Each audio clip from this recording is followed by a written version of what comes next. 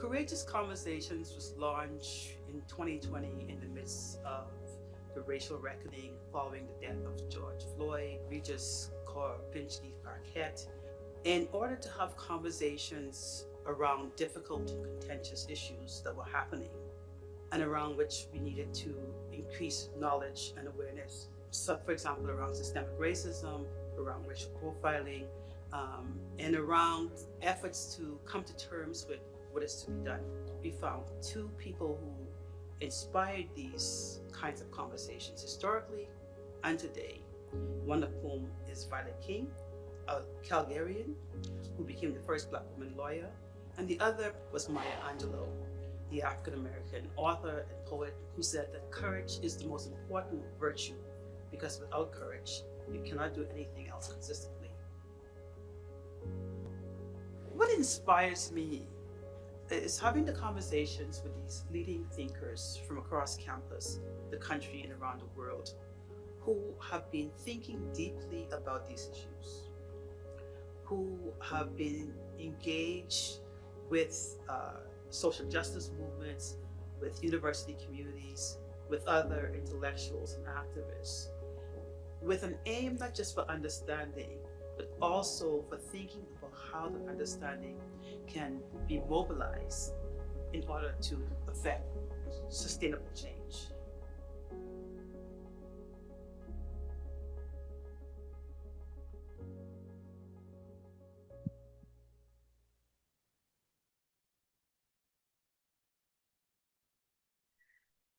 Good afternoon and welcome. My name is Dr. Melinda Smith, and I'm the Vice Provost and Associate Vice President, Research of Equity, Diversity, and Inclusion here at the University of Calgary.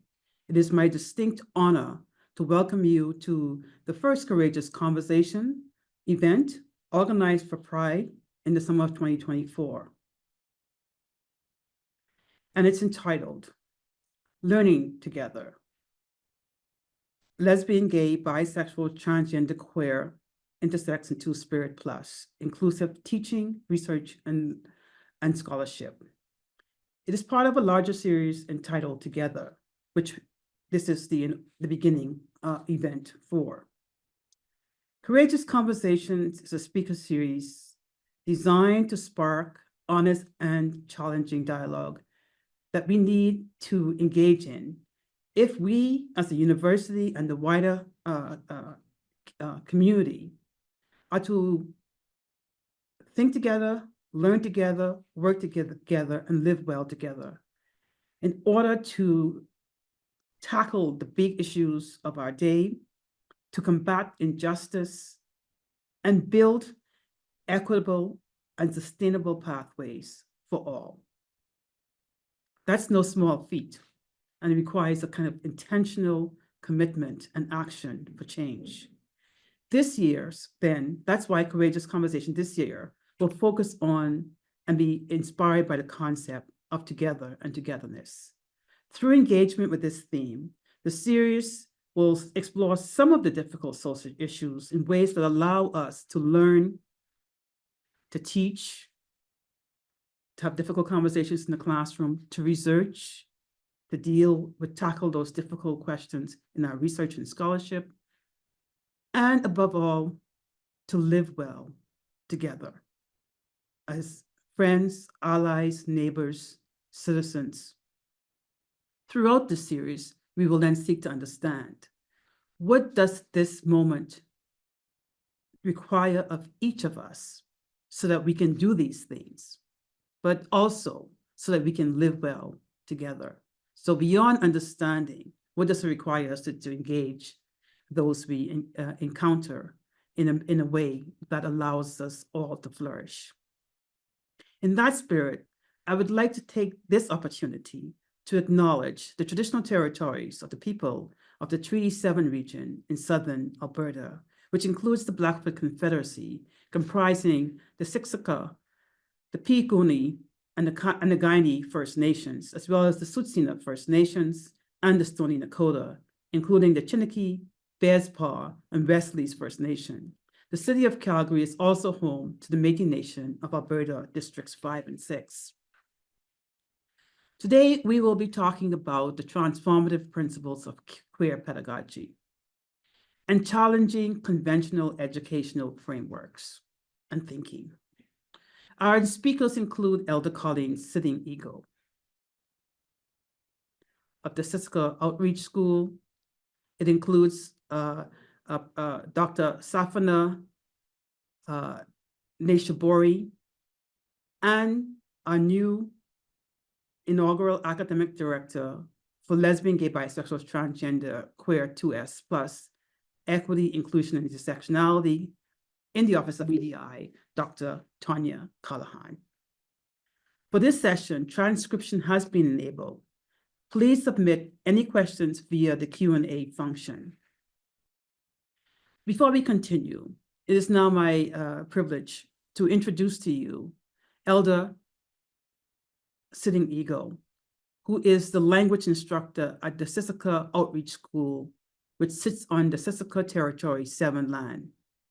Elder Colleen Sitting Eagle, who joins us for all of our courageous conversation and is and has in our events, has worked as a researcher for the Blackfoot School Historical Park and has been employed with the Siska culture and heritage community.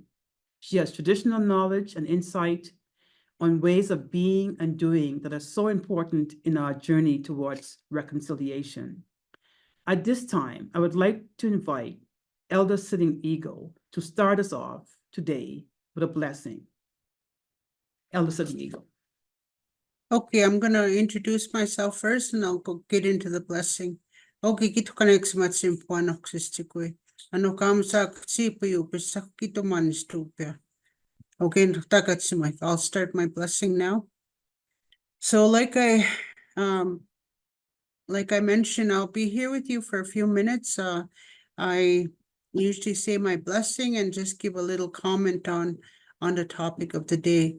And the topic that we're talking about today, the pedagogy of queer pedagogy.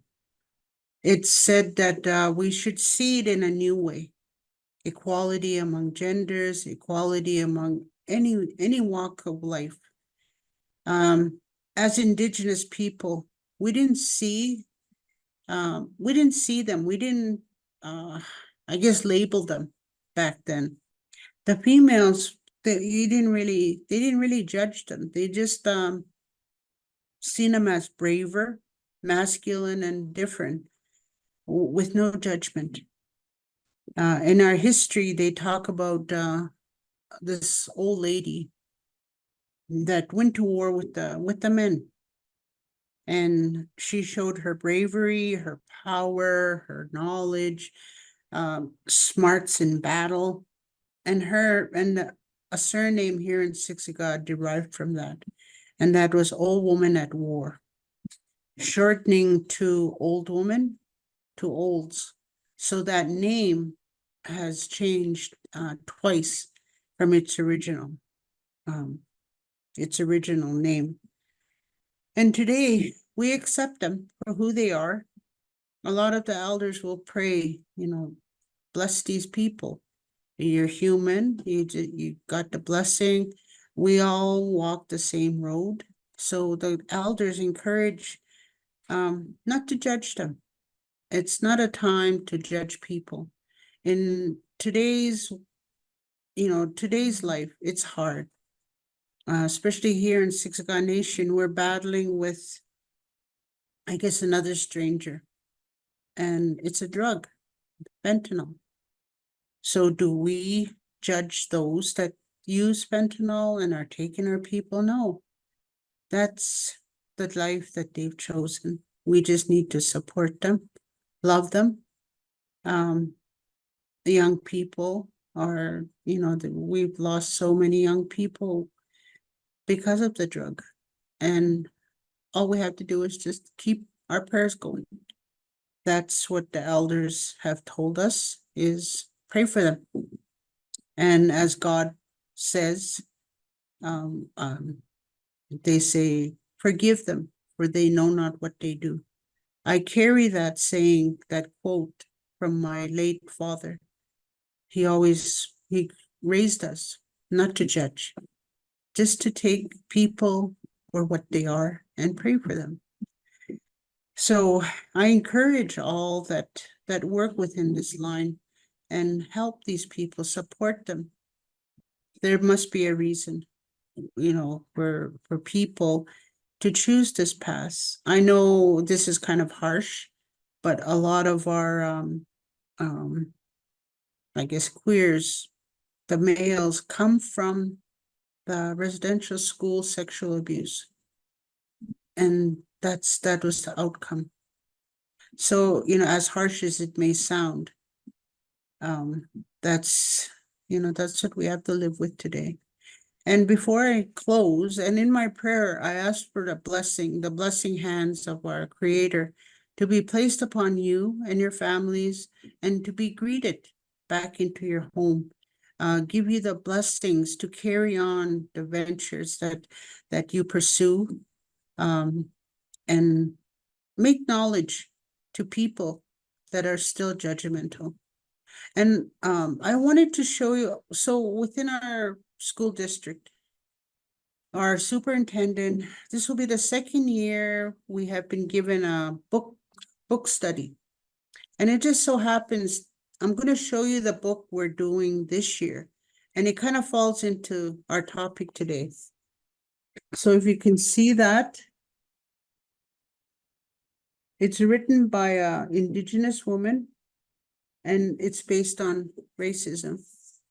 So I'm not sure if you can get it at the bookstores, but I'll send the information to Tracy. So if you want to take a look at the book, so it's a book study we're doing.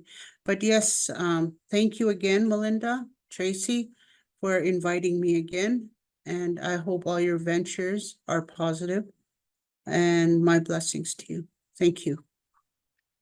Thank you, Elder Sitting Eagle. We want to give you this tobacco as a thank you for your joining us today. And we are virtual, but we will make sure you get it. And we are grateful for the time you spent with us. Thank you so much. Thank you. So I want to continue with by saying that the queer alphabet, as we all know, varies. Here we're using lesbian, gay, bisexual, transgender, queer, intersex, two-spirit. But what I think matters for us is that the communities are diverse, and continue. Why we're holding this event is they continue to face a range of issues, including discrimination, but interpersonal, systemic, cultural. And that also takes place through institutions. It takes place in homes and in the broader society, all kinds of settings. It also takes place in the classroom. So we talked about equitable pathways for students, in teaching and learning, or research and scholarship, community engagement. We actually have to think about how that plays out, but also how we transform it to ensure to make sure that our spaces are inclusive and equitable. So we know that these things happen, like I said, as students or teachers in schools, newcomers face them in Canadian cities. I also want to say how the purpose of this kind of webinar is to actually help us all think along about how as senior leaders, how meso and macro leaders, how policymakers, how school and superintendents, how all of us can come together to eliminate oppression of gender and sexual minorities. And I also want to take this moment, since it is Pride Week at University of Calgary, to acknowledge that for those who aren't aware, that at University of Calgary, communities, organizations have been struggling for rights and recognition and change since the 1960s. So this is not new. And I want to pay tribute then to the University of Calgary Student Union, to the Faculty Association, to the various newspapers, including the Gauntlet and CJSW. I also want to pay tribute to all of the community groups who have worked across campus in order to make this moment possible. That includes the Gay Liberation Front from the 1970s, the Gay Academics Union from the 1970s as well. It includes academics, gay and lesbian academic student and staff, GLASS, in the 1980s, the Q Center, Queers on Campus, Students Union for Sexual and Gender Diversity, the Gender and Sexuality Alliance from the Graduate Students Association. This work is all of our work. And so I want us to recognize that across our campus community, students, staff, faculty, senior leaders have all been playing a role in this. And that's also true of our two speakers today. They are helping us to understand how can queer pedagogical principles help to transform teaching, classrooms, and our campuses and more. How can they prepare us to be inspired and challenged as we uncover the powerful lessons from queer pedagogy for teaching, but also for our research and their potential to disrupt, unsettle, and transform, not to make us complicit or comfortable or complacent, but to disrupt and transform our campuses for the better.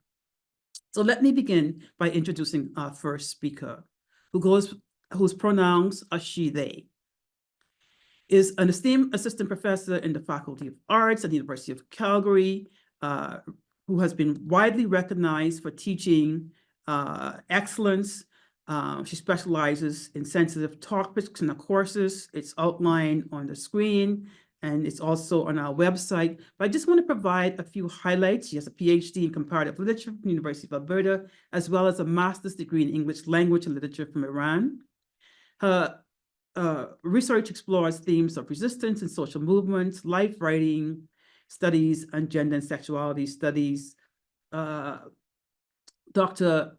Neyshabouri is the recipient of numerous teaching awards, including the 2023 UCalgary Inaugural Teaching Award for Inclusive Excellence, which I had the privilege of joining her to present when it was issued. And also she's been featured in the CBC's IDEA program on Canadian Public Radio. And before her academic career, she was a journalist in Iran, where she wrote weekly columns on world literature. Now, let me also introduce the speaker, our second speaker, and then we will go to the, then I'll turn the floor over to Safaneh.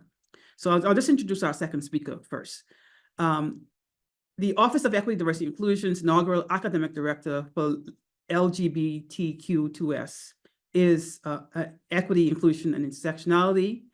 The second monograph, Homophobia in the Hallways, Heterosexism and Transphobia in Canadian Catholic Schools, has had significant impact. The overarching goal of their award-winning research is to integrate theory and practice so educational stakeholders become motivated to act as allies, not just as bystanders, not that people are not just bystanders, but they're allies, actively engage in change.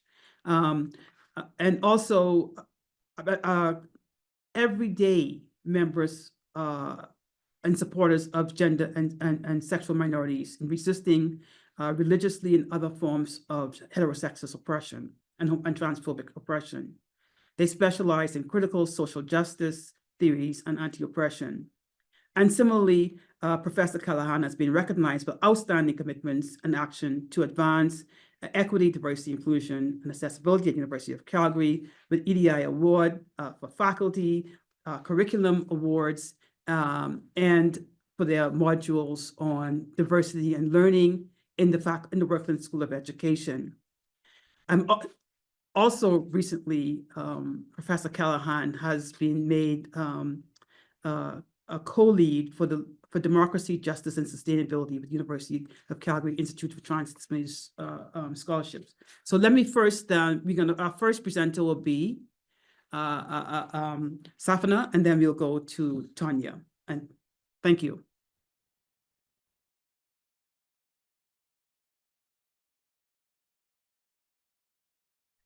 Hello, everyone. Thank you so much, Dr. Smith. Happy Pride. So I'm just waiting for the, slide next to show. So in the first part of this presentation, it has two parts. In the first part, I want to talk about how my experience of teaching with the goal of providing students with a social justice informed education led me into thinking of teaching as empathy activism, and how teaching as empathy activism inherently means applying the principles of queer pedagogy. In the second part, I will talk about how empathy activism and queer pedagogy resonate with broader campus dynamics, notably in classes such as the ones I teach, and the recent pro-Palestine movement, the encampments, and the ways in which they challenge institutional norms. So as I was preparing what I was going to say today and thinking about the principles of queer pedagogy, which I was introduced to through this article by Deborah Britzman, I thought of starting with acknowledging the educators who applied these principles and who taught me. My first encounter with queer pedagogy, which I much later learned was a prime example, was when I was doing my BA and MA in English literature in Iran.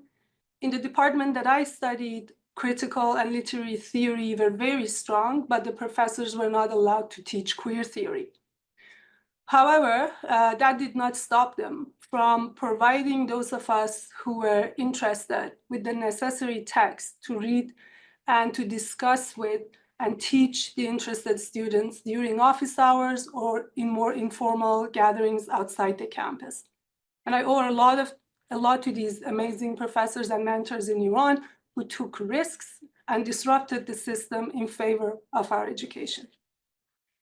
So as was mentioned in the introduction, I'm a tenure-track assistant professor in teaching with a joint appointment in the programs of gender and sexuality studies and Arabic language and Muslim cultures. When I was first hired at the University of Calgary to teach a course in gender and sexuality studies, I decided to do what at the time I thought was very radical. And that was taking a risk and creating a course that I wish I was offered when I was an undergrad student. And I designed the course Islam and Feminism. To this day, mentioning the name of the course raises eyebrows in various circles and is questioned by many. I get asked all the time, aren't the two incompatible? In the classroom, there's always an interesting dynamic as the term starts. Some looking at me suspiciously, wondering whether I'm going to be an Islamophobic native informant, and others wondering if I'm going to be an apologist. Both these assumptions are understandable, given the way knowledge regarding Islamic and Islamicate cultures have been produced and circulated in the global north.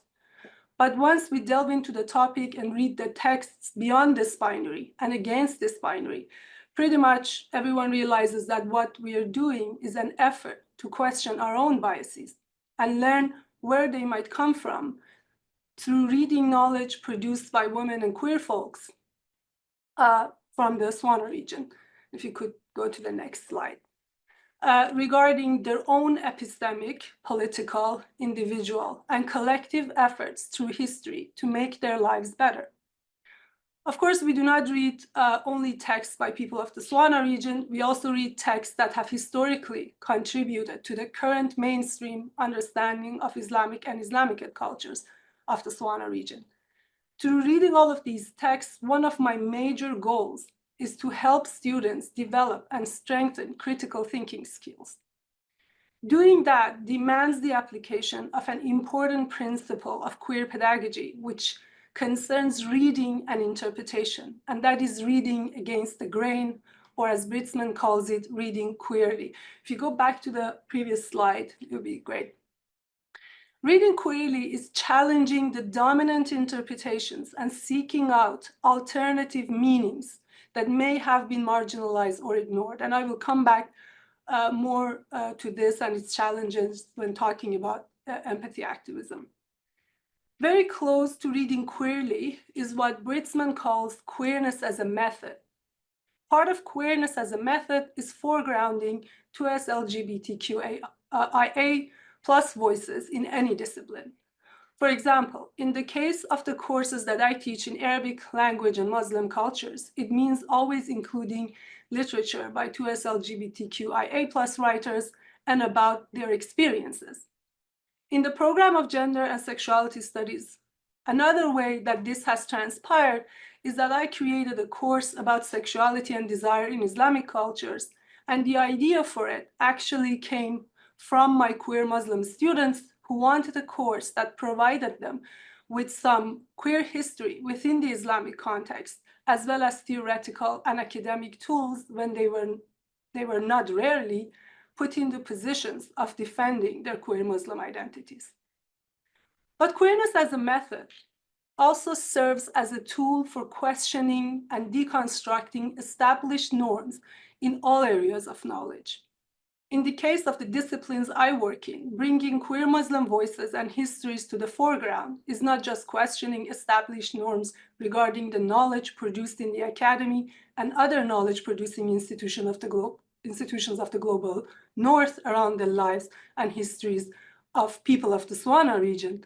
It is also questioning many of the current established norms within many Muslim cultures, which means reading against the grain has many nuances and brings out many different emotions in students of various backgrounds. It becomes imperative for me as an instructor who teaches sensitive topics and teaches them queerly to know and have the tools and support to help students navigate these emotions. Britzman highlights the role of affect and personal experience in learning. Queer pedagogy recognizes that learning is not just an intellectual activity, but an emotional one as well, where students' feelings and experiences play a crucial role in how they engage with and understand material. In this light, teaching queerly is cultivating a safe space where all students feel comfortable sharing what they think so that they're able to form and reform their opinions in dialogue with others as they interact with various texts. In my experience, the students lean into the discomfort of recognizing their biases in a learning space when they are introduced to a topic through empathy. Some people are generally more empathetic people and some less. However, empathy is not just an innate quality. It's a skill that can be learned and thus should be taught. One example from how I do that is from my literature of war and trauma class. And this is literature of war and trauma in Muslim cultures. When I enter any of my classes, even if I don't very clearly disclose my ethnic and religious origin, many students can immediately tell from how I look, my name, my accent, and my research that I come from Iranian and Shia Muslim background. Now, one of the major wars that is the backdrop to some of the texts we study in war and trauma is the Iran-Iraq war that lasted almost 8 years. So I was actually born and raised during this war. When it comes to this war, I start with the texts that are about how people experience this war on the Iraqi side. For them to see me engage in the analysis of texts with compassion and empathy for the human experience of these wars very much sets the tone for the rest of the term and models engagement and reflection that I hope they can replicate. These experiences are why I started centering empathy in my teaching philosophy, and I think queer pedagogy demands centering empathy. But of course, as an educator, I ask myself, what is the bigger purpose of my job as a teacher? And what do I want my legacy to be as an educator? What comes after empathy? My commitment to social justice and creating a more equitable and democratic world propels me to regularly think about how my position in the academy can serve these goals. I'm a firm believer and strive to be a practitioner of Bell Hooks's approach to education as the practice of freedom. Please go to the next slide. Through this approach, education becomes an essential tool in the struggle against systemic injustices and for the pursuit of social change. So I started thinking of teaching as activism and my own teaching as empathy activism. Some may argue that any kind of activism is political and that teaching must be objective and that it should be an apolitical and neutral practice. But whether we are consciously aware of it, the pedagogical choices we make in our act of teaching reflects our values, what we teach, how we teach it, how we assess our students, what kind of relationships we build with them, all reflect our values, hence making teaching an inherently political act. And please go to the next slide. So educators that describe their teaching, I think it's the previous, yes. Educators that describe their teaching as a form of activism often do so in 3 different ways that ranges from broad to specific. And I'm borrowing this categorization from Kathy Hitton in this article.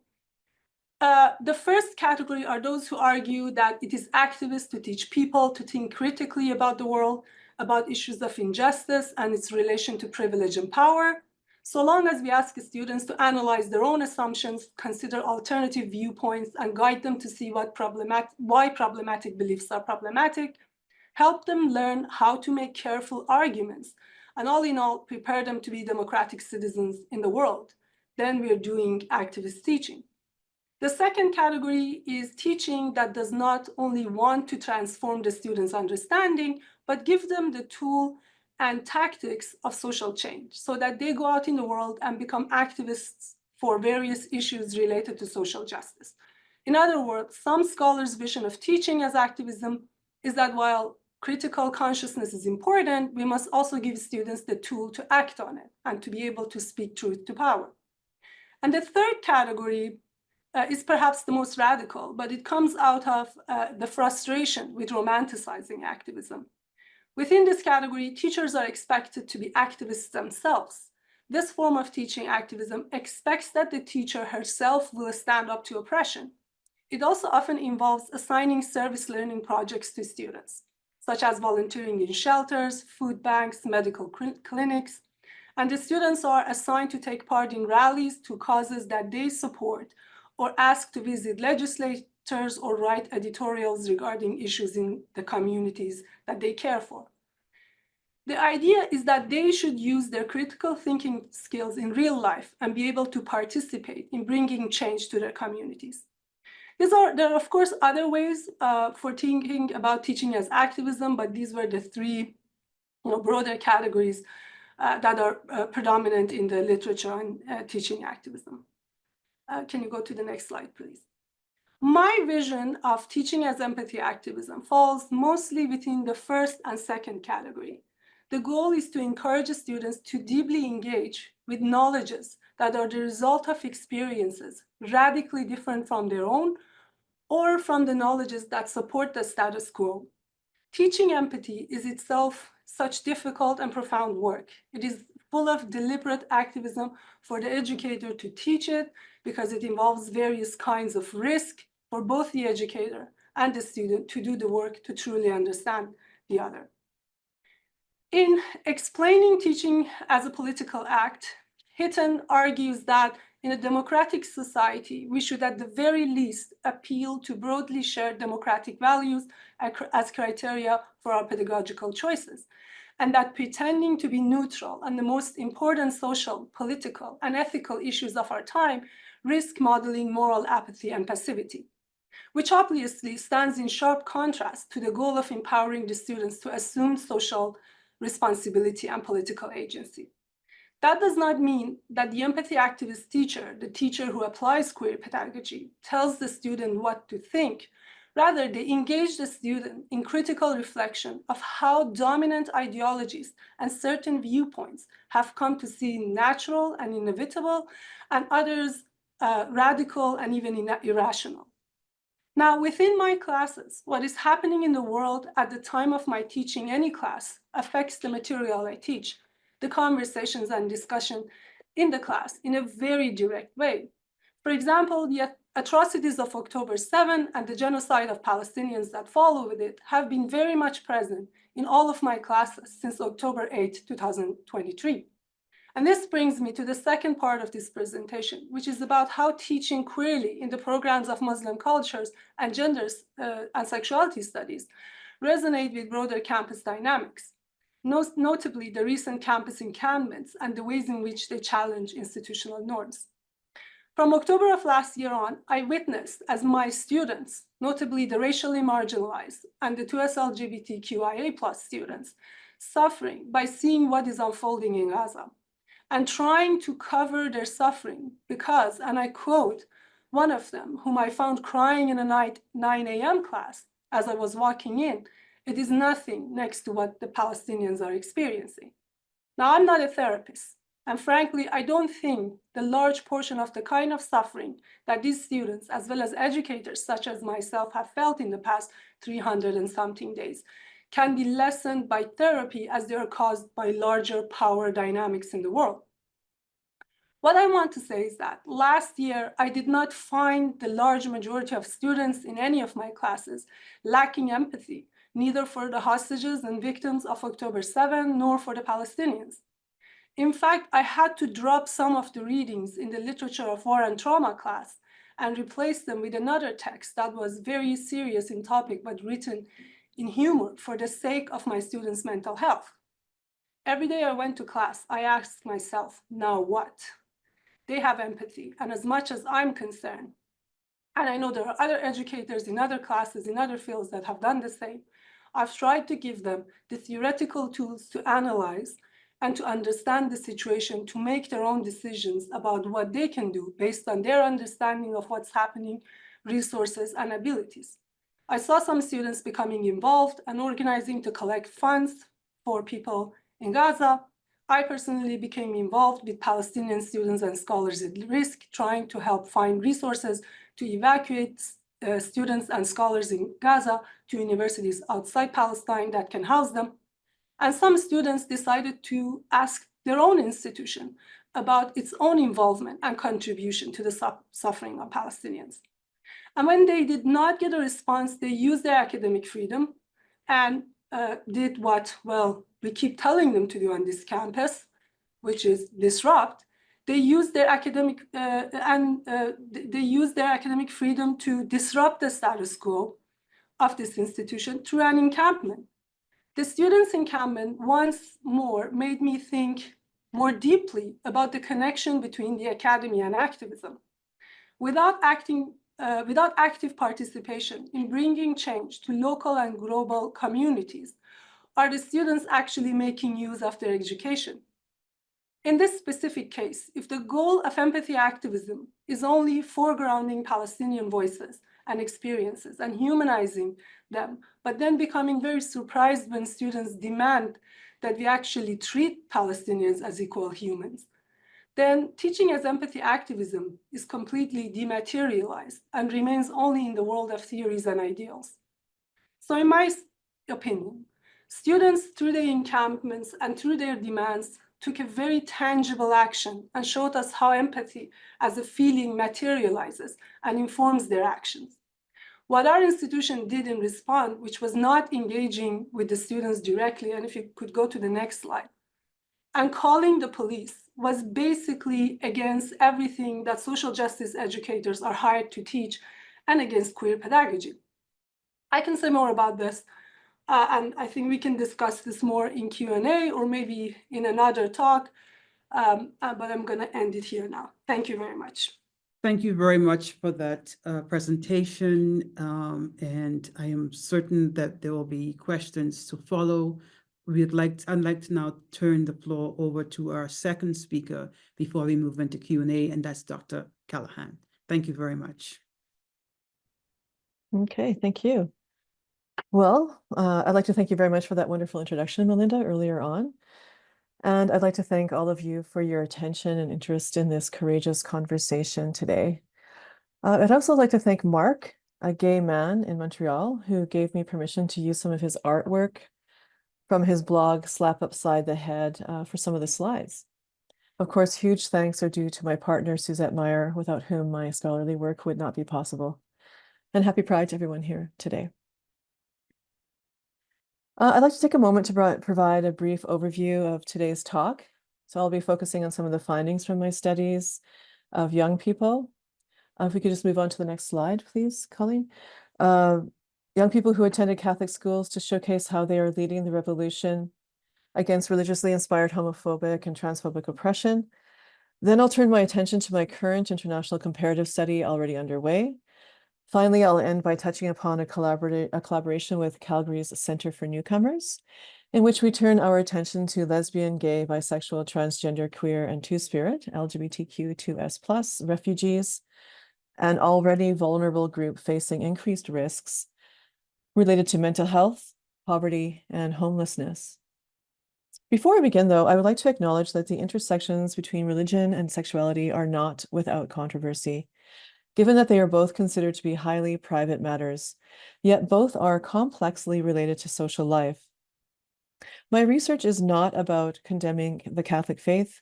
It's about pointing out that there are small pockets of human rights violations occurring against gender and sexual minority groups in some Catholic schools. I employ several qualitative research methodologies, but the one I'll focus on here today is narrative inquiry, which is a study of experience understood narratively. Narrative inquirers like me study experience, and then they think narratively about those experiences through the inquiry. Basically, this means that I tell stories. Stories grounded in fact, also known as true stories. I'm going to be telling a few true stories today. Next slide. Let's start with the story of my partner and me. We were a romantic couple before 2005, but even though we wanted to get married, we couldn't because it wasn't legal. When marriage equality became legal across Canada, even in Alberta, the last province to allow it, we booked the Dean House on Calgary's Bow River for our wedding venue. And we exchanged rings, thanks for those hearts, everyone, and declared our love in the presence of friends, family, and a representative of the province of Alberta. Oh, look at that. It's definitely Pride Week. We celebrated with much happy crying. Perhaps you can see a stream of tears going down my cheek there in that picture. We were legal, relationship officially protected by the laws of the land. And that was wonderful. But now let's consider a story with no happy ending. In 2004, a boy, let's call him Patrick, dies by suicide because of relentless homophobic bullying at the Calgary Catholic High School where I was teaching English. The day I learned of his death, I came home, my hands shaking, and asked Suzette if she would support me in quitting my job and going back to the university. I wanted to go to graduate school and study religiously inspired homophobia in Canadian Catholic schools. The problem I felt caused Patrick to die by suicide. Next slide, please. Both of our lives were dramatically changed by Patrick's death. My graduate work looked for causes behind the sad statistic, confirmed by the Canadian Mental Health Association, that LGBTQ plus youth are at a very high risk for suicide. Patrick had been a promising drama student in his school. He had sought help from school counselors and administration, but found none. When Suzette, a novelist, read my master's thesis, she asked, "Can I turn your life into a novel?" She wrote Monoceros, pictured here on the right, a novel in which a gay youth named Patrick Fury dies by suicide after being unremittingly bullied in his Catholic high school. Pure fiction based on pure fact. My master's thesis was also published as a book under the title That's So Gay, pictured on the left here, Homophobia in Canadian Catholic Schools. Next slide, please. Later, when I was hired as an assistant professor at the Workland School of Education, a frequent reaction to my research topic was a shrug. Homophobia in Catholic schools? What else would you expect? Well, something better than Patrick's fate. Though Monoceros was positively reviewed all over Canada and won literary awards, people would often say to Suzette, "That couldn't happen nowadays, right?" Wrong. Next slide, please. Through my years of formal research projects, I have come to understand that this background of ours is a lot more than just our story. It's part of the evolution of LGBTQ2S+ rights in Canada. In Alberta, there has been a long educational, legislative, and social struggle over gay-straight alliances in schools. Because of Patrick's death and the books that Suzette and I have written in response to his tragedy, We have naturally been involved in that struggle. The question we ask ourselves is whether a Gay Straight Alliance, a GSA, in Patrick's school could have swayed things for him, could have permitted him to live on. Next slide, please. Just ask Lee Iskander, pictured here on the left in the purple shirt, whose struggle for a bona fide GSA at St. Joseph Catholic Secondary School in Mississauga hit international headlines. It all started with Iskander and their friends wanted to have their own LGBT club. That's what they called it. They had never heard of GSAs in their Catholic school. Catholic school administrators told them no in no uncertain terms. Unfazed, Iskander's unauthorized GSA group brought rainbow signs and posters to school, only to be told that they couldn't put them up because, as Iskander recounted in an interview with Extra, quote, they said rainbows are associated with LGBTQ2S plus pride, end quote. In spite of the school's ban, the students managed to secretly unfurl their rainbows by baking dyed batter into cupcakes that they sold for 50 cents a piece, raising approximately $200 for charity. Their campaign went viral.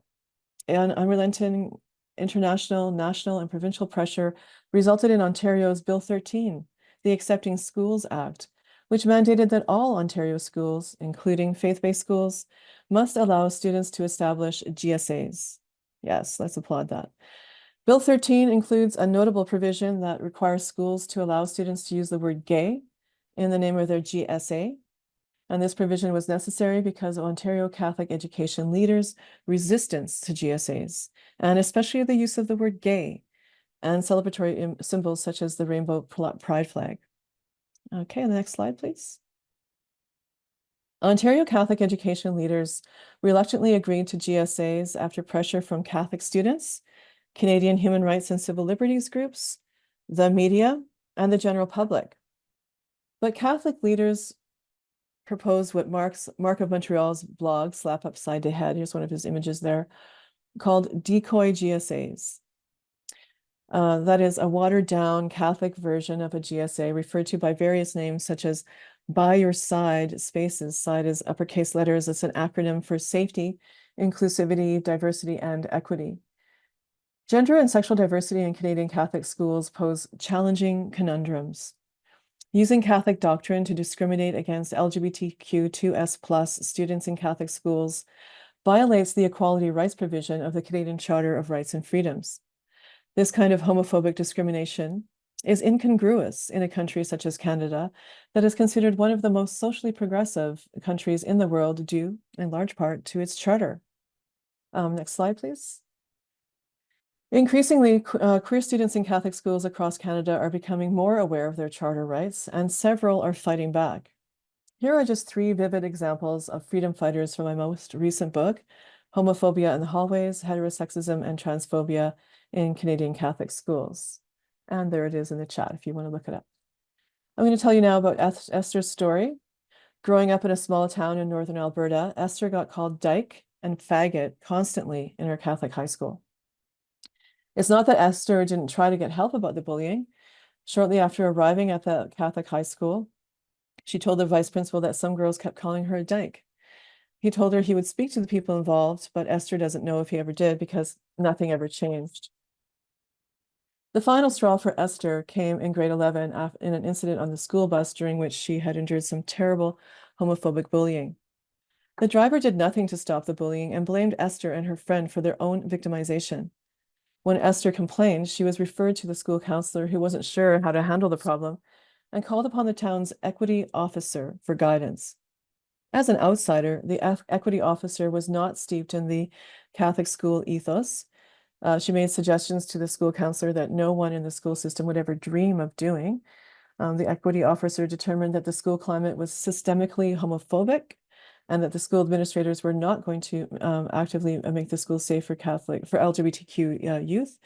Then one more subtle way to increase these vulnerable youth's perception, at least, of safety would be to purchase LGBTQ2S plus affirming books for the school library.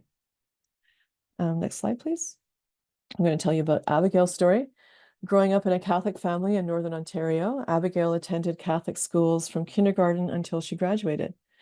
Apart from the guidance counselor, whom Abigail suspected was a secret closeted lesbian, Abigail did not know of any other LGBTQ2S+ people in her school. She went online and learned about gay-straight alliances, but she was warned about trying to set one up in her Catholic school. So Abigail started a club called Equality Awareness that respected diversity and countered discrimination of all kinds. Through the Equality Awareness Club, Abigail was able to organize a benefit concert at the school and then gave the proceeds to a local AIDS organization. Abigail's last act of resistance was in the final semester of her graduating year. In her grade 12 English class, students had to pick one classic novel and complete an independent study on it, your typical book review, book report, and present it to the class. Abigail chose Virginia Woolf's novel, Mrs. Dalloway, and emphasized all the references of homosexuality in it. Next slide, please. Born into a tight-knit Catholic community in Southern Ontario, Hannah went to Catholic schools from kindergarten until she felt compelled to drop out of high school after grade 11, when her mom kicked her out of the family home once the school informed her that her daughter was gay. Before she dropped out, she made the surprising discovery that there was another lesbian in the school whom we'll call Jane, with whom she had become fast friends. Hannah signed up for an option with Jane and worked together with her on one of the assignments for the option class, which was about reporting on a local community association. Hannah and Jane chose to feature the local LGBTQ2S+ community. While working in the computer lab, the two girls discovered that all the websites affirming sexual minority groups were blocked, while opposing websites such as those of various Christian reform groups with messages such as homosexuals should burn in hell were fully accessible. Jane and Hannah brought this to the attention of their option teacher, who referred the matter to the school administration, who referred it to the computer support personnel, who then started to block and unblock certain sites from the school system. Hannah doesn't know if it was just a temporary fix so they could work on their project, or if the changes are still in place. But she and Jane felt, quote, triumphant, like Rocky. We were like, yes, yes, projects, queers are good, end quote. LGBTQ2S+ students in Catholic schools are not mentally ill, passive victims in need of special Catholic pastoral care, but are instead important activists who are leading the revolution against homophobic oppression rooted in discriminatory religious beliefs. Thank you for those thumbs up. And anti-homophobia educators should not overlook such student leaders in Catholic schools. Next slide, please. I also researched the experiences of LGBTQ2S+ teachers in Catholic schools. Resistance to religiously inspired homophobia and transphobia is less pronounced amongst teachers than it is amongst students. Take, for example, the following story. In December 2018, Barb Hamilton, a teacher with Calgary Catholic School District, abbreviated sometimes to CCSD, went public about her decision to file 2 human rights complaints after she was, quote, pushed out, end quote, of her job as the principal of a Catholic school because of issues surrounding sexual orientation, including the fact that she has a female life partner. Hamilton said that an environment of don't ask, don't tell engendered a sense of fear amongst staff. While serving as a principal, Hamilton encountered 10 students who variously identified as LGBTQ2S+, who were engaging in acts of self-harm, such as cutting and attempts at suicide, because of the homophobia and transphobia that they had to endure both at school and at home. I had kids literally bleeding in my office, Hamilton recalls. She sought help from senior leadership within CCSD, but instead was forced out of her principalship.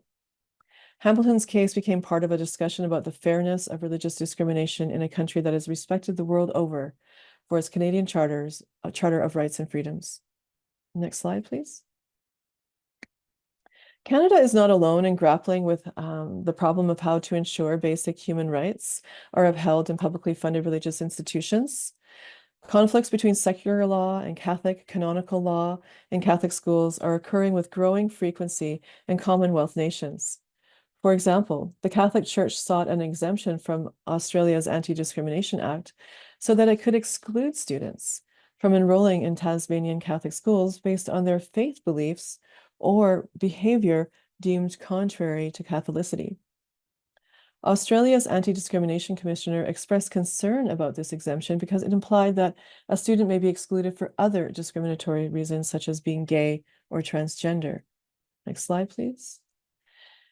If this kind of religiously inspired heterosexism in Catholic schools is to be reduced, then it is important to ascertain how widespread this problem is on a global scale.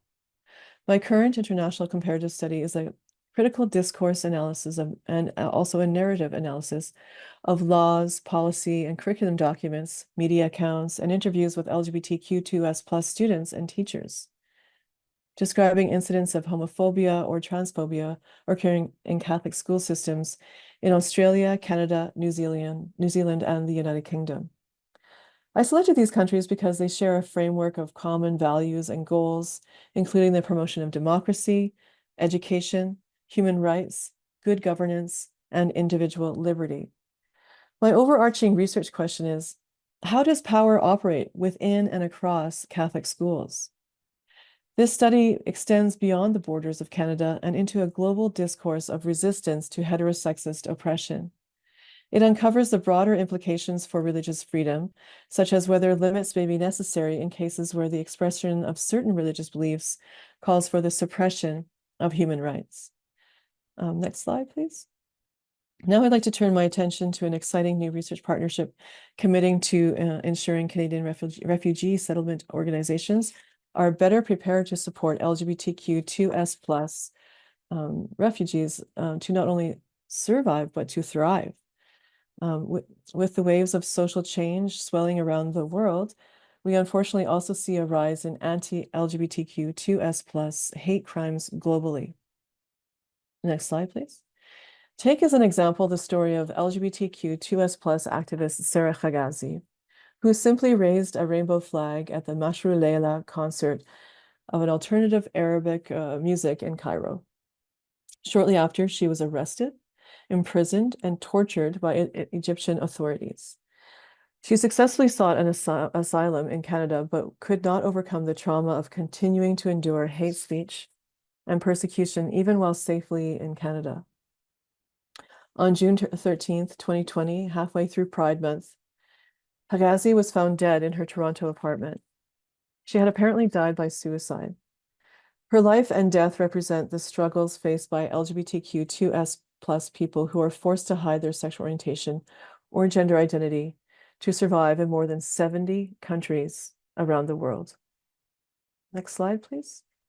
In collaboration with the Calgary Centre for Newcomers, Dr. Meredith Maroney on the left and Dr. Kaori Wada of Counseling Psychology, we're hoping to build stronger supports for LGBTQ2S+ refugees. Our specific goal is to nudge refugee settlement leaders to view and assess their organizational systemic barriers from an intersectional lens to address LGBTQ2S+ issues in a more fulsome way. All three of us teach about intersectionality, and together we're hoping to underscore how aspects of a refugee's social and political identities, for example, race, class, sex, gender, sexuality, religion, disability, etc., can combine to create unique forms of discrimination and privilege.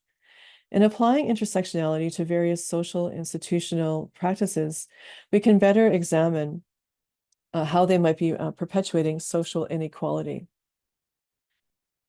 And then the next slide, yeah, thank you. This community-based collaboration with the Center for Newcomers is key to both influencing policy and informing practice.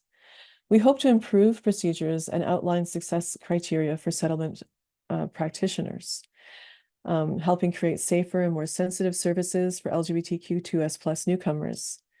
We anticipate one outcome could be a train the trainer model for LGBTQ2S+ sensitivity education disseminated to various refugee settlement agencies. LGBTQ2S+ asylum seekers all over the world see Canada as a safe haven, and for good reason. Now, we must make sure that Canadian refugee settlement services adequately support LGBTQ2S+ refugees once they arrive in Canada. This interdisciplinary collaborative research project has the potential to save lives. Thank you for that. And the next slide here is, I'd just like to thank you very much for all of your interest today in coming to this talk and for your interest in my research. If you or someone that you might know needs some help, there are some things to help you there. The Center for Newcomers LGBTQ Settlement Support has a link there that you can go to. There's also the Canadian Suicide Prevention Service. You can call or text them. Of course, you can always get in touch with me through my email address, which is on the slide there, on X, or you can find me on Facebook, LinkedIn, or academia.edu. Thank you so much.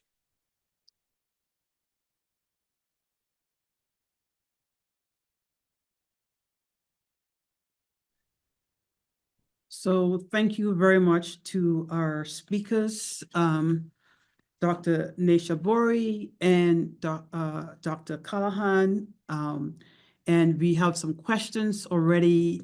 There's obviously a tremendous appreciation while you were speaking and sense in real time. So those were pretty extraordinary talks, and I think timely and important. They raised questions about its pride, and people are celebrating, but there's also ongoing issues and challenges.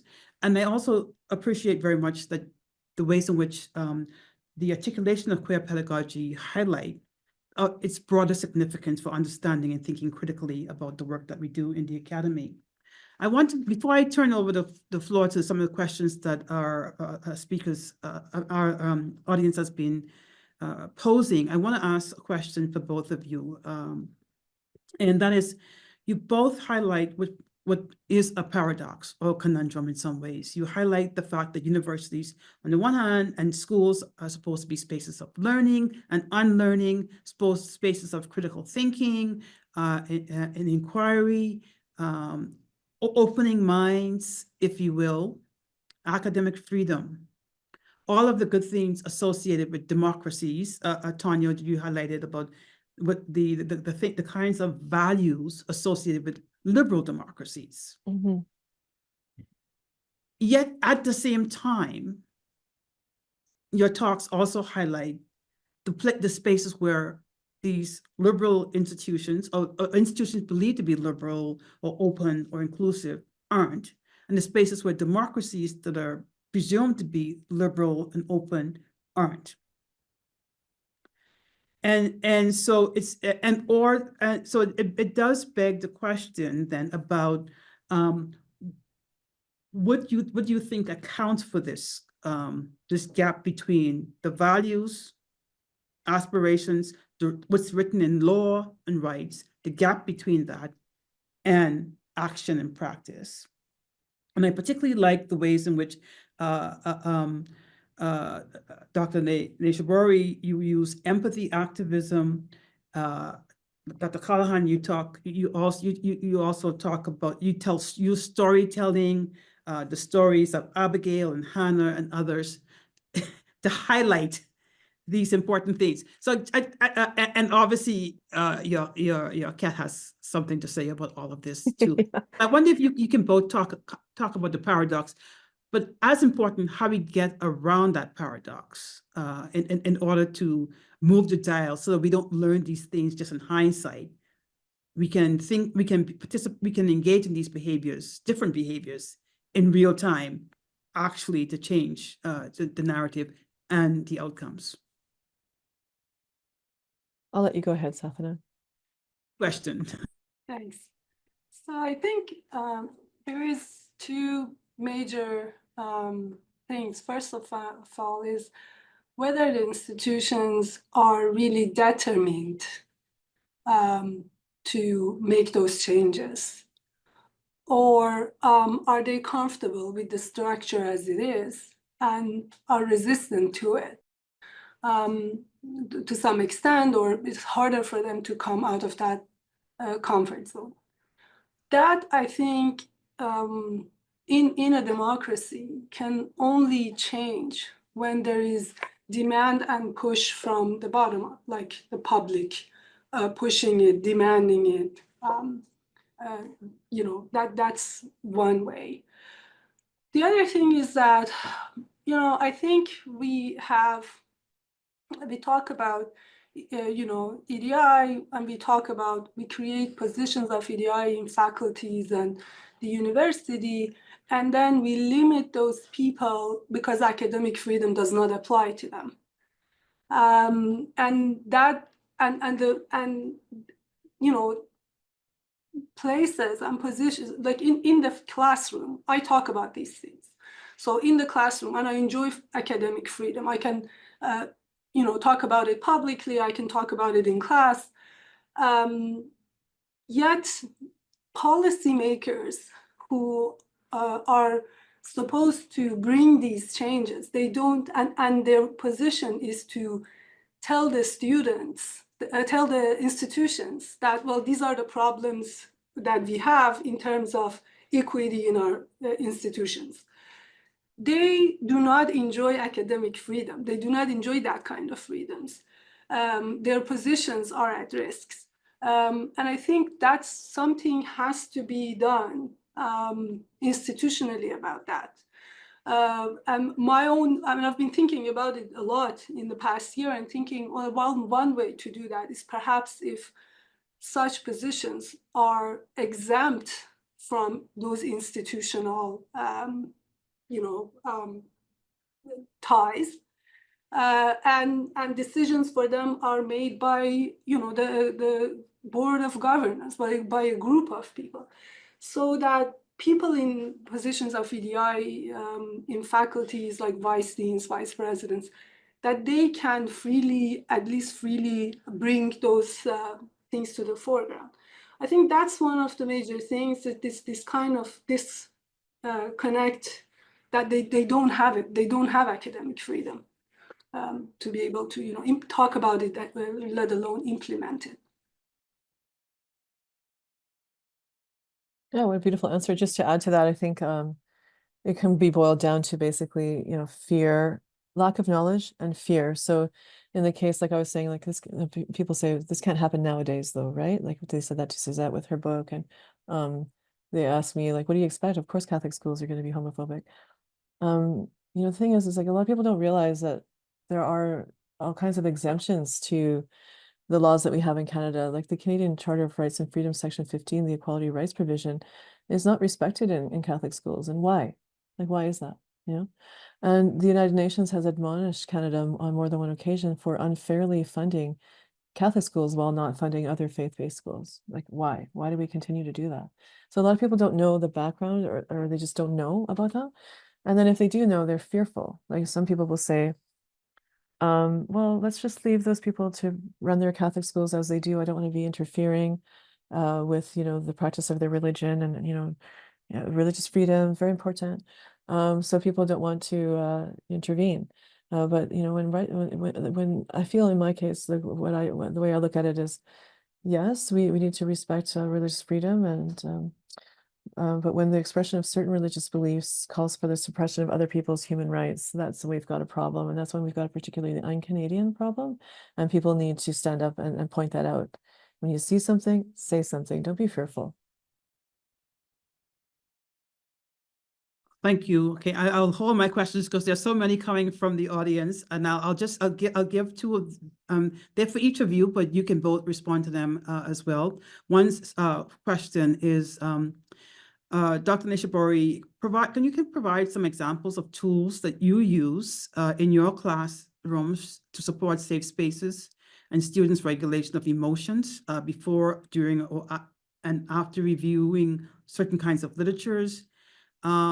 Another question, and so Tanya, that I would think would be, given your work on education, that would be as important. Others, how meaningful is it for a teacher to encourage all student members to share with each other their preferred pronouns and to clarify their own preferred pronouns themselves as an instructor? And you both do that very well. That's two questions. There are a few others about power, which I'll come back to because they will require more time and space to articulate them. Go ahead, Safaneh. Tanya, do you want to answer this one first? Yeah. Okay, sure. The first one, yeah. So basically anything can be taught in any classroom. A classroom is a beautiful space. It's a sacred space, and it's one of the few places where we can address really complex questions and have courageous conversations like the one we're doing today. It does need to be set up properly. You know, you can get your students prepared for these kinds of discussions by telling them we're about to engage in difficult things. But letting people to check out though with the trigger warning and say, oh, do you know what? I don't want to talk about this because whatever, and then they just don't, they either leave the classroom or don't engage. That we don't want to encourage that. We want people to stay in the room, and we want them to just sit with the difficulty and listen, you know, and don't go with the first idea that comes into your mind. Think about that, let that percolate for a bit, listen to others as they express themselves, and just, you know, manage your emotions, because this is a space where you're going to be able to talk openly and freely as in a classroom. Like, it's a very special space. Did you want to add to that, Safaneh? Yeah, everything you said, this is something that I do in class too, like beginning of every class, really explain that these are difficult topics, that if they feel very comfortable, that probably means that learning is not happening, that we have to get comfortable with being uncomfortable all the time, and that means we're learning. But another thing, like I do, again, everything you said, another thing that I do is something I've learned from our Indigenous siblings, which is methods of breathing when things become very difficult, is the breathing methods. Is something just so physically feel a little bit of release from some of the texts we read, which are very, very difficult. I give, again, enough warning, but as you said, I also mentioned that just because we don't like something or it makes us feel uncomfortable does not mean we can just check out and not engage with it. That's important. And thank you both for raising the intersections in your presentations, in your comments. One of the questions from the audience relates to navigating as a racialized queer person that space, and you both speak to this in some ways, actually. And how do you build solidarity within such spaces? If you have some discussions about how to navigate if you're a racialized person. And in your case, Safaneh, you talk about Muslim queers, you talk about Catholic queers. In a way, these are all talking about intersections and also then dealing with power. Another question I would just add here is, you both highlighted the kind of power-laden diversity of queer pedagogy, who that impacts how and why, and the importance of affirming queer lives, but it also who it threatens. So again, the question is how I'm curious about what practices are underway and or possible to both of you that you're using in your research to inform different organizations, how to even deal with white supremacy, how to deal with K-12 and university classrooms. Huge questions. You can take whichever slice you like. Go ahead, Safaneh. I actually think you can speak to this better since you're in contact with organizations. Oh, okay. I thought you should handle it because we're talking about the racialized aspect of it. So no, you talked about it very beautifully. I'll add to it after that. Okay. Yeah, I'm not really sure what you were talking about. What was that again? You said, Melinda, about the organizations, working with organizations. I just lost the actual question. There were actually two interrelated questions. Yeah. So here, I'll just be more specific. Here's my question for Dr. Tanya. Okay. I'm a racialized woman of color. My community is extremely homophobic. How do you build transnational solidarity and how to work together to improve the situation? There was a related one about dealing with organizations, similar kind of question, but you can just take that angle within the community. Yeah. Oh, it's not going to be easy. It does require courage and just to be able to say to your organization what your concerns are, and ask them, like, who's being left out of this conversation is a good question to ask. Oftentimes people don't realize, like, you know, in many, you look around the room and in many rooms, it can be like people have very similar subject positions. Like, a whole sea of white people in a room, for example, making a lot of important decisions. And when in that space, you need to say, like, who's not here? Whose voice isn't heard? Whose voice are we not tapping into? And say that to your organization and say, what are the intersectionalities that are overlooked, and the different privileges that people might be able to enjoy, or the different oppressions that they're also enjoying experiencing, at the same time, and how this might affect their feeling of belonging in the organization. But before you try to muster up that courage, do try to find your allies, about you. So don't do this work alone. It's very difficult to have just one voice going towards those that are running the place. Speak to those and say to them, do you feel the same way as me? And if they say, yeah, I do, then you go, okay, let's find an approach that we can take to the people that run the place and see if they'll listen to our point of view. I'll just add a comment there for Tanya. There's a question about the Safe Link Alberta, originally AIDS Calgary, and so this was a comment to you. They would love to partner. Oh, that's wonderful. Feel free to reach out to me. You can find me on email, or you can just Google my name and you'll find a bunch of ways to reach me. Thank you. Wonderful. I actually want to say something about that, about being queer and racialized. So one of the things that I address whenever it comes up, usually very early in class, is I right away say, like, we are allowed to question, and I'm here speaking as a racialized woman, we are allowed to question aspects of our cultures and religions that we do not agree with and we do not like. And not doing that, and not doing that by, majority of white scholars, or not feeling comfortable in listening to us when we do that for fear of being called Islamophobic or racist, it means that you actually do not see us as equal humans, because we are allowed to do that. We are allowed to criticize. So I bring that up early, that we are allowed to do these things. At the same time, I warn everybody that we live in a white supremacist society. So while these arguments are brought to the fore, we have to be careful that we're not making general assumptions about people. And that's the problem. And I sometimes find that for many of my queer racialized students, the problem is they feel like if they approach the institution and the institution does not have culturally, appropriate, mental health available to them, that they decide not to go and even talk to anyone, because they fear that if they're talking about homophobia within, for instance, their family, that their parents or family or community is put into a stereotype, and just the complexities of it are completely missed. And it becomes, oh yeah, but Muslims are all this. Oh yeah, because people from that country.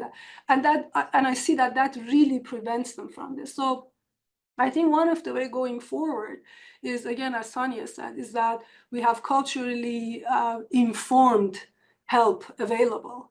And that's very important. And then if we are not from a minority, racially, minority background, when someone brings it to the fore, we question our own biases and assumptions, and not just try to generalize and say, oh, like this person's father is a bad person because they said this and they're all like that. Like that kind of thing, I feel, is what the biggest fear is for, at least for my queer racialized students. There's a question about curricula and the ways in which the dominant curricula can often preserve the status quo, right? Especially when you start thinking about core curriculum versus periphery or volunteer or optional, that the status quo is preserved. And that status quo is about power and privilege. And so the question again is, on the one hand, that's enabled by academic freedom, free inquiry. On the other hand, it's not liberatory. And again, the question is, how do you navigate that? Both of you who are doing this kind of courageous work, how do you create more inclusive and liberating spaces in the context of curricula and colleagues who are working to maintain the status quo? So you, even while you're trying to transform change, you yourself are also experiencing these kinds of dynamics as well. So it's a complex web of those who engage in transformation also needing an enabling environment to support them in engaging in transformation. Well, since it's about curriculum, maybe the education scholar should attempt it first. But here at the post-secondary environment, we have a lot more freedom than those in the K-12 environment. There is a very prescribed curriculum that's supposed to be used in the K-12 environment. But there are ways around that. Like as I said, the classroom is a very sacred space. And so you have to deliver the actual curriculum that's approved by the provincial government if you're a teacher in high school, for example. Like when I was teaching high school English, one of the biggest areas of freedom would be the anthology of poetry and short stories. So you have a nice thick book, you're supposed to use it, students have it. But who do you choose to read, right? Maybe don't choose the people from the dominant culture, all those white male writers. Instead, let's hear from Audre Lorde, Black lesbian feminist, poet and theorist, who, let's hear her poetry, right? And introduce the students to different voices that they may not find in those novels, prescribed novels that we're required to read in high school. And at the university, I mean, once you have tenure, you have a lot more academic freedom, and you really should be exercising that freedom. And don't be fearful to be constrained by certain dominant ideologies that might be circulating in your department or faculty or even the institution.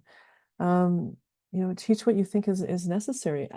Do what Paulo Freire says. Ask your students, what do you want to learn? What is it that you want to do? Let's do that together. Let's compose this course together. Super challenging though, because we have these course outlines that are supposed to be approved 2 months before we actually deliver our class. And so then you haven't involved the students in developing that course because they're not in front of you yet. And then so you have to create space for the students to be able to say, let's substitute that reading. Let's do a different reading that matters to us right now. So really have a dynamic classroom where you're really listening to your students. Do you want to add to that, Safaneh? Yeah, it comes exactly with the principles of queer pedagogy. We have to risk even changing a topic when we are teaching in the classroom and decide that another text works better now and we have to change it. Not all students may agree to this because, this syllabus is seen as a contract between the teacher and the student. So that's a small risk. But at the end, I think it, comes down to being a feminist killjoy in every space. Like I remember reading Sarah Ahmed first time and I was like, yeah, I guess that's what I'm gonna be. And that means that sometimes your colleagues are not gonna like you that much because you're bringing it up when the opportunity comes, bringing out that this is, we need to diversify and this seems to be mainstream. In the classroom, so I find that are a little bit uncomfortable situations. Nobody likes not to be really liked and seen as a problem person among their colleagues. Not that I feel like that's how I am in my department, but that sometimes it comes down to that. I find it's actually in the University of Calgary easier within the classroom. I haven't had personally any issues of picking texts, of resistance to because of the texts that I felt by the institute, I chose by the institution. However, I've been asked questions sometimes by students that why I'm not including more mainstream texts when it comes to literature. And my answer has always been, well, you already know them. You can read them elsewhere. There's so much knowledge available on them. And sometimes you need to even turn on your TV or go to YouTube and there is a million analysis of those texts that you can find. So my goal is to bring something that you can just come across easily. And it is also, you know, within that context, it's also being a feminist killjoy instructor.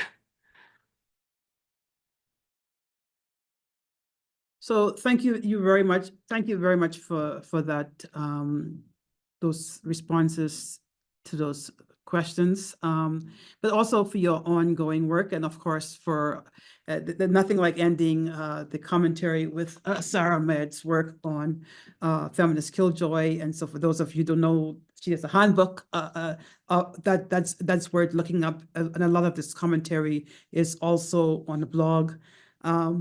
There are more questions coming in. There's no time. So I want to encourage those of you who are on listening to that we will be releasing the video soon. And of course, we will include more works, more of our amazing presenters' work online. So thank you all very much for joining us. So unfortunately, we have to stop there. Thank you for being with us today. The Courageous Conversations, historically, we started in 2020 during the pandemic, but also in the aftermath of George Floyd. We've tried to host difficult, important and transformational conversation, including actually our second speaker series was with Sarah Ahmed. And I think they are needed now much more than ever. But one of the things that this moment has forced me to reflect upon myself is it's one thing to host a courageous conversation, but as our speakers have highlighted, how do you go from having a conversation or even teaching epistemic pluralism or plural knowledges, and then challenging those who are saying, oh, but these are outside the norm or normative or the mainstream. How do you go from that to actually engaging in behavior and doing things otherwise? How do we translate the thinking and the theorizing into actions and sustainable action for change? So that part is also the provocation that this important courageous conversation has put before us, so that we do things differently, not just think about it, write about it, and talk about it. So your willingness to be a part of this and to ask some provocative questions, also to push us to think differently and otherwise, is really important. So thank you for that kind of meaningful engagement and for helping us to build a momentum for change. So for your information on our Courageous Conversation series, I invite each of you to look at our webpage, ucalgary.ca/equity-diversity-inclusion, and you will find Courageous Conversation there. Please look for the link to the Courageous Conversation page in the chat as well, and for a list of additional readings that we will be sharing with you after this event. There are also upcoming sessions, which will be in person as well on October 10th in the McEwen Hall Ballroom at 3:30, titled Working Together, Practicing the Science of Diversity, Equity, and Inclusion. It will look at an evidence-based approach to EDI. So we look forward to seeing you there, and then also in November to our discussion on thinking out loud together. So thank you for your wisdom to the panelists. Thank you for those who joined us for your questions. We appreciate your participation and willingness to have these conversations. And we hope you have a fantastic Pride Week at Calgary. We hope to see you at Pride on Sunday, and have a good rest of the day. Thank you. Thank you so much. Thank you. Thank you. Bye-bye, everyone. Thanks for coming. Bye-bye.